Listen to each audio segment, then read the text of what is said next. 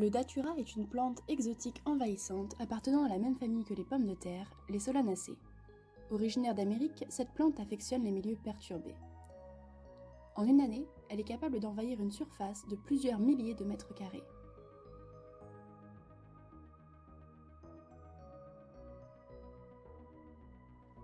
Le datura peut atteindre une taille de 2 mètres.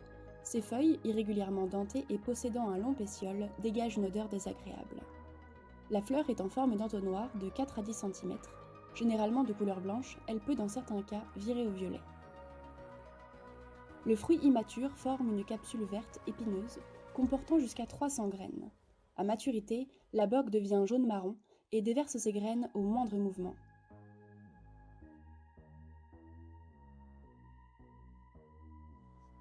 Un pied de datura peut contenir plusieurs bogues, jusqu'à une vingtaine. Le datura peut fleurir alors qu'il ne mesure que quelques centimètres. Apparaît ensuite une bogue verte qui peut maturer en quelques jours seulement et déverser ses graines.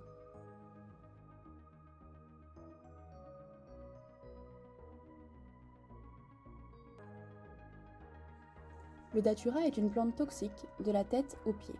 Il peut entraîner la mort par intoxication en cas d'ingestion, à partir de 2 grammes chez l'enfant, 10 grammes chez l'adulte et 500 grammes de matière fraîche chez les bovins. Une fois ingéré, le datura peut provoquer de la fièvre, une tachycardie ou hypertension artérielle pouvant aller jusqu'à une détresse respiratoire.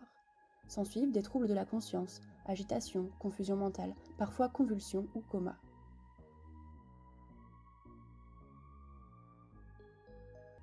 Le datura affectionne principalement les milieux perturbés. Il n'aime pas la concurrence végétale. En effet, on le retrouve dans les jardins, potagers, jardinières et poulaillers, dans les massifs ornementaux ou en bordure d'infrastructures linéaires. Mais aussi dans les tas de remblais où les graines en dormance germent à la moindre occasion, mouvement ou déplacement. Plus problématique, le datura se développe dans les cultures, contaminant ainsi les récoltes à destination de l'alimentation humaine ou animale.